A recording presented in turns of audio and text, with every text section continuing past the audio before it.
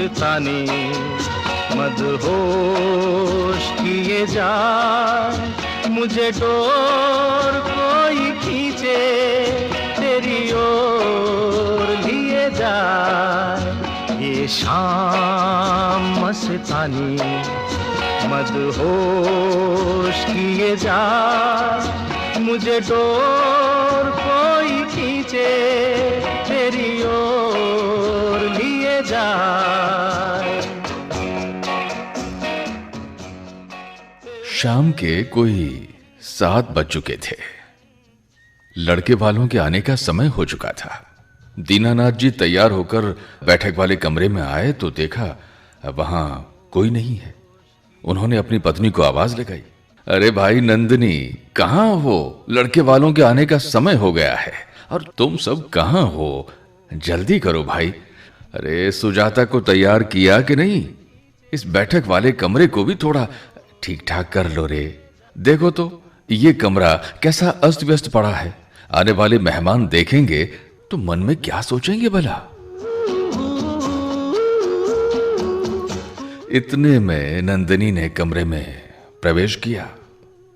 पति को बड़बड़ाते देखा तो बोली, ये शोर क्यों मचा रखा है आपने? अरे भाई, लड़के वालों के आने का समय हो गया है। तुम लोग तैयार हुए हो या नहीं अब तक? और इस कमरे के भी हाल तो देखो, इसमें भी थोड़ी साफ सफाई करवा देते।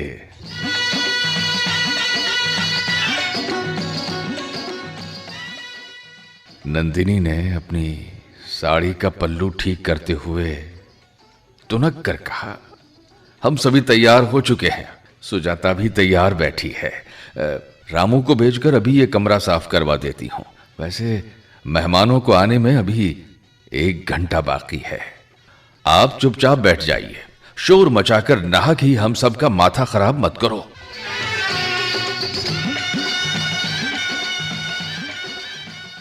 मगर सोमनाथ जी ने 7 बजे यहां पहुंचने का कहा था। 7 तो बज चुके हैं। तुम्हें किसने कहा कि वो 8 बजे आएंगे? सुनो, मैंने अपने पंडित जी से पूछा था। उन्होंने बताया था कि लड़के वालों के लिए घर से बाहर निकलने का शुभ मुहूर्त 7:45 पर है।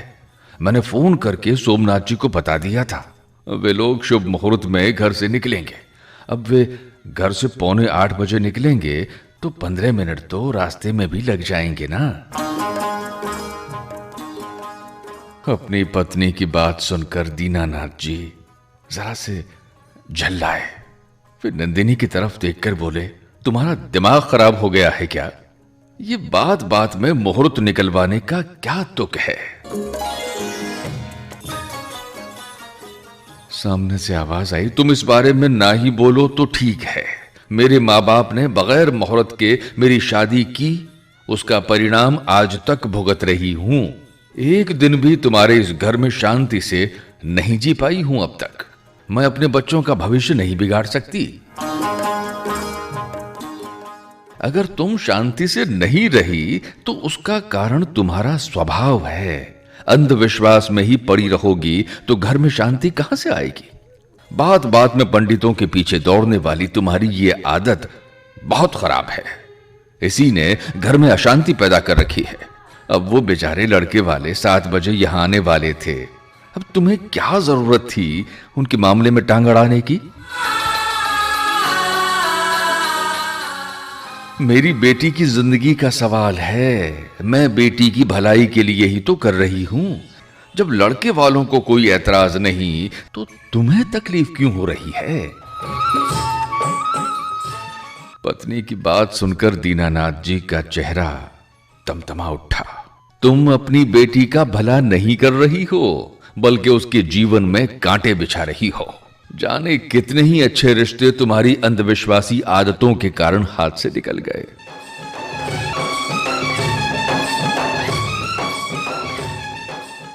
पता है तुम्हें, कन्हैयालाल जी का लड़का आज कलेक्टर है।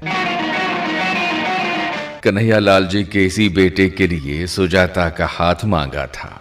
सुजाता को भी लड़का पसंद आ गया था, मगर तुम्हारी जिद के आगे ऐसा अच्छा रिश्ता भी हाथ से निकल गया। अगर तुम कुंडली मिलाने के चक्कर में नहीं पड़ती तो सुजाता उस घर में आज राज कर रही होती। राज।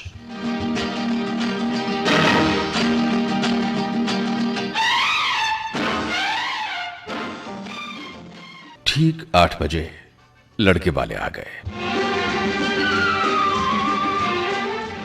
अनौपचारिक बातों के बाद सुजाता को चाय लेकर बुलवाया गया। सुजाता को देखते ही सभी ने पसंद कर लिया। सोमनाथ जी ने नंदिनी की तरफ देखकर कहा, हम भाग्यशाली हैं जो सुजाता हमारे घर की बहू बनकर आ रही है। हम लोग अपने हिमांशु की सुंदरता और गुणों पर फूले नहीं समाते थे, मगर सुजाता बिटिया तो उससे भी बढ़कर निकली। हिमांशु की नजरों से भी लग रहा था कि सुजाता उसे पसंद आ गई है। हिमांशु की दोनों बहनें तो अपनी जगह से उठकर सुजाता के आजू बाजू आ बैठी। दोनों ही बहुत प्रफुल्लित थीं। ऐसी खूबसूरत भाभी पाकर वे अभी से इतरानी शुरू हो गई। लड़का लड़की से भी उनकी पसंद पूछ ली गई। सुजाता को भी हिमांशु मन भा गया था। सुजाता सोचने लगी कि हिमांशु भी कोई कम खूबसूरत नहीं। गोरा रंग, लंबा कद, चौड़े कांधे, कोई भी पहली ही नजर में मोहित हो जाए तो गलत नहीं होगा। सुजाता मन ही मन कल्पना लोक में पहुंच गई।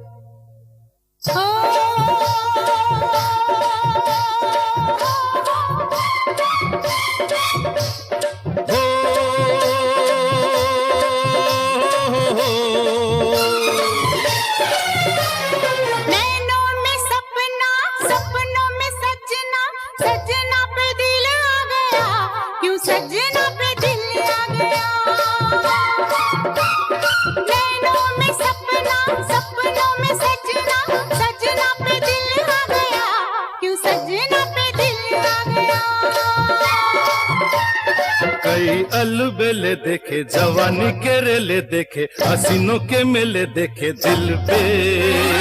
हो तू ही छा गया, हो तू ही छा गया। हर नैनों में सपना, सपनों में सजनी, सजनी पे दिल आ गया कि सजनी पे दिल आ गया। कुछ देर की हथाई के बाद सभी मेहमान चले गए। जाते समय सभी के चेहरे खुशी से दमक रहे थे। दीनानाथ जी भी बड़े खुश थे। सुजाता के लिए अच्छा लड़का मिल गया।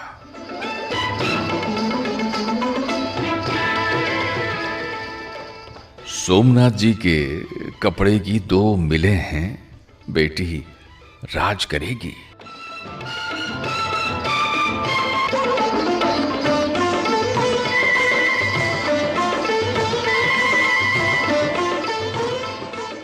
एक दिन मौका पाकर सोमनाथ जी ने नंदिनी से हिमांशु और सुजाता की शादी की चर्चा चला दी। नंदिनी ने कहा, आप हिमांशु की जन्म पत्रिका मुझे भिजवा दीजिए। एक बार दोनों बच्चों की कुंडलियों का मिलान करवा लेते हैं, है ना?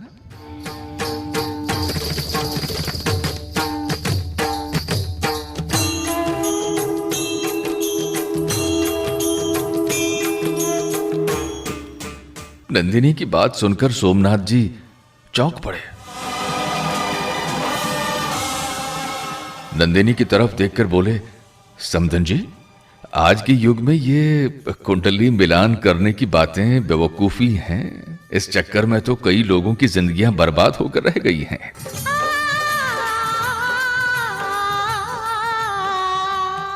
देखिए सोमनाथ जी, मेरी बात का बुरा ना माने, मेरी बेटी की जिंदगी का सवाल है। मैं आपको शादी से मना थोड़ी ही कर रही हूं। मन में कोई वहम ना रहे, इसलिए एक बार कुंडली मिलान करवाना चाहती हूं।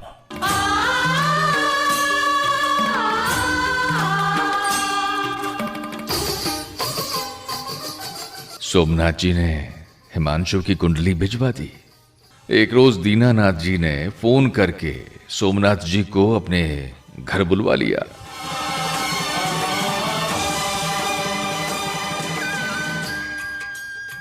दोनों परिवार चाय नाश्ते से निपटे ही थे कि पंडित जी भी आ पहुंचे।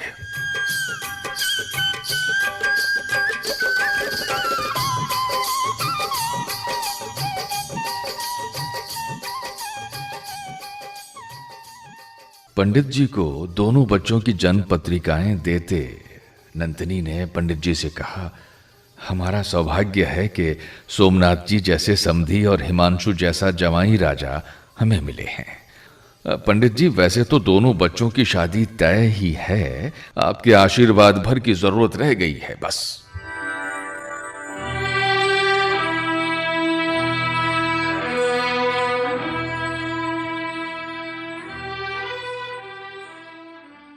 नंदिनी की बात सुनकर पंडित जी के माथे पर बल पड़ गए।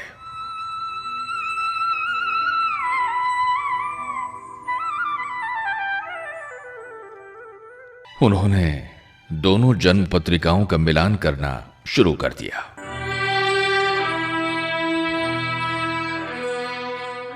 आधे घंटे तक कागजों पर जोड़ तोड़ करते रहे। सोमनाथ जी और उनकी धर्म पत्नी सांसें रोके ये सब चुपचाप देखते रहे।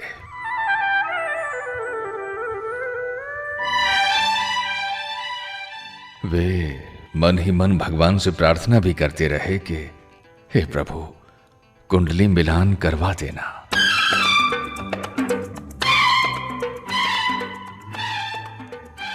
काफी देर माथापच्ची करके पंडित जी ने जोड़ तोड़ किए हुए पेपर को फाड़कर फेंक दिया और फिर दूसरे पेपर पर जोड़ तोड़ करना शुरू कर दिया।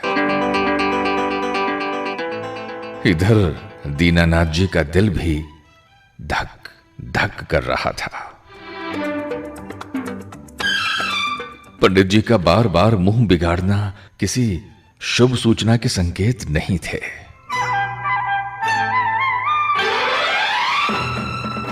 दीनानाथ जी मन ही मन नंदिनी पर आग बबूला होते रहे। उनके मन में आशंकाएं उठने लगी। वे सोचने लगे ये पंडित कहीं बना बनाया काम न बिगाड़ दे।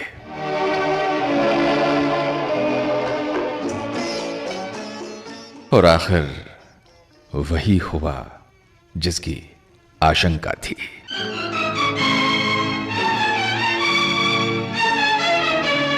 पंडित जी ने कहा, आप लोग मुझे क्षमा करें, कुंडली आपस में नहीं मिल रही है।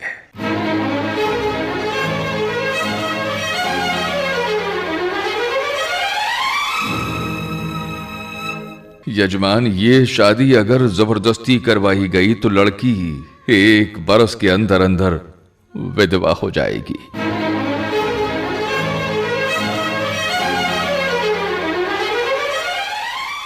यजमान, मैं तो शास्त्रों के विपरीत जाकर इस शादी की इजाजत नहीं दे सकता।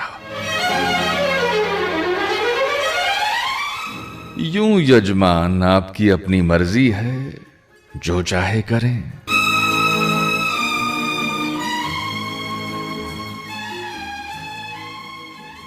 पंडित जी की बात सुनकर सभी सन्न रह गए।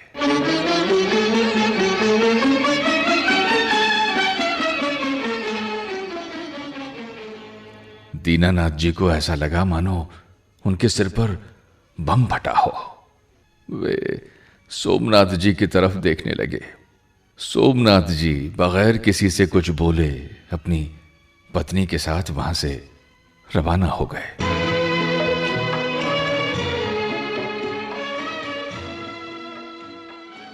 बालकोनी में खड़ी सुजाता ये सब तमाशा देख रही थी। उसे आज अपनी मम्मी पर बहुत गुस्सा आ रहा था। उसे उसे लगा अंधविश्वास में डूबी उसकी मम्मी पागल होकर रह गई।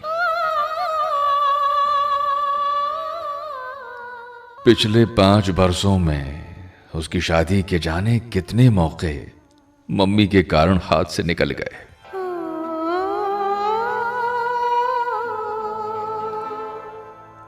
भगवान जाने मम्मी की मूर्खता भरी हरकतें कब बंद होंगी। हिमांशु को लेकर उसने जाने कितने सपने संजो डाले थे। मम्मी ने तो एक झटके से उसके सपनों को छिन्न भिन्न कर दिया।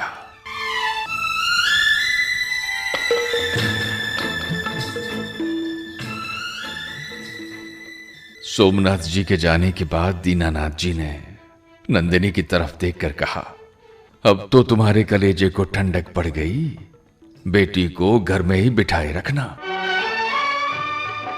पति की बात पर नंदिनी कब चुप रहने वाली थी। आंखें लाल पीली कर वो बोली, कुंडली नहीं मिली, इसमें मेरा कसूर क्या है? मैं तो अच्छे रिश्ते की तलाश करते करते थक गई रे बाबा। अब जन्म पत्री ही नहीं मिल रही है तो उसमें मैं क्या करूं? इस छोरी ने तो मेरा जीना हराम कर दिया है। इससे तो अच्छा होता कि ये जन्म लेते ही मर गई होती। मुझे यूं रोज रोज रोना तो नहीं पड़ता।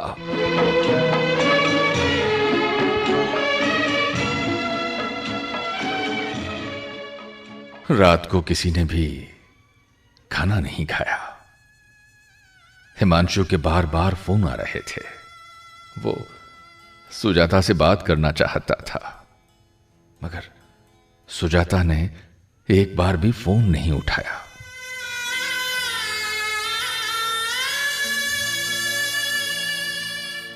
दूसरे दिन सुबह सुबह हिमांशु दीनानाथ जी के यहां पहुंच गया।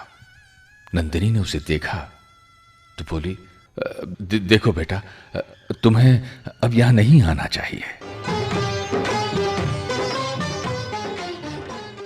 प्लीज आंटी जी, एक बार सुजाता से मिलने दीजिए। मैं वादा करता हूं इसके बाद फिर कभी नहीं आऊंगा।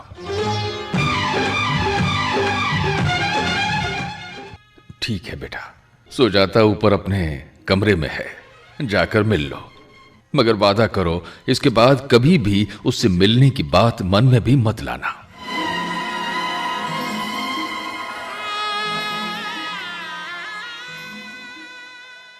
जी आंटी, ये कहते हुए हिमांशु सीढ़ियों की तरफ बढ़ गया।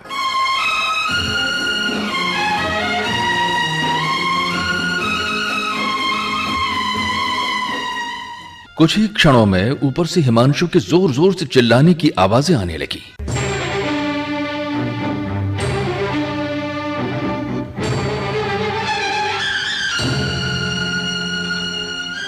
दीनानाथ जी और नंदिनी जब ऊपर सुजाता के कमरे में पहुंचे तो देखा सुजाता पंखे से लटकी हुई है।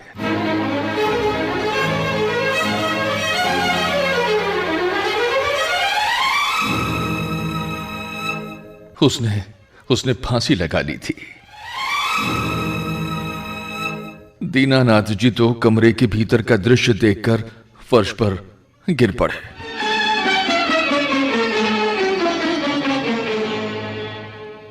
घटना की सूचना पाकर पुलिस आ पहुंची। प्राथमिक कार्यवाही के बाद पोस्टमार्टम करवाकर शव घर वालों को सौंप दिया।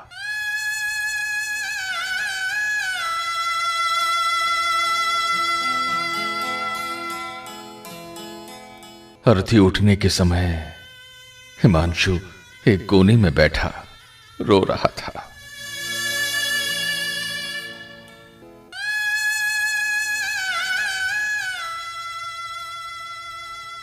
वो अपने हाथ में पकड़ी उस लाल चुनरी को कसकर पकड़े हुए था। ये लाल चुनरी वो सुजाता को भेंट देने के लिए 2 दिन पहले ही लेकर आया था। लोग अर्थी को उठाने लगे।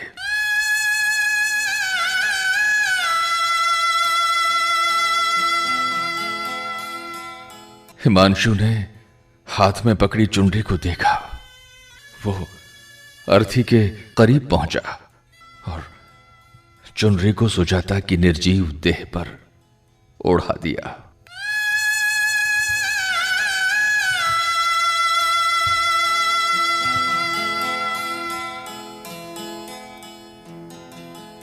लोग अर्थी को लेकर चल दिए और हिमांशु फूट फूट कर रो पड़ा।